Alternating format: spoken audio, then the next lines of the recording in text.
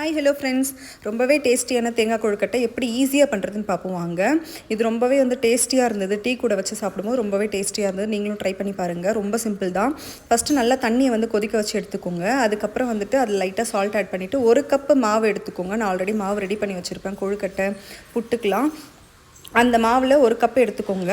அதுக்கப்புறம் தேங்காய், ஏலக்காய், அப்புறம் வெல்லம், இது 3த்தையும் நல்லா மிக்ஸ் பண்ணி ஓரமாக எடுத்து வச்சுக்கோங்க. அதுக்கப்புறம் கொழுக்கட்டை மாவு எப்போவுமே சூடாக இருக்க தண்ணியில் தான் நம்ம அந்த மாவை ஆட் பண்ணணும். அப்போ தான் வெந்து வரும். இல்லைனா 2 முறை ஆவி காமிப்பாங்க. நான் அதெல்லாம் பண்ண மாட்டேன். இது ரொம்ப ஈஸியாக இருக்கும் இப்படி பண்ணால்.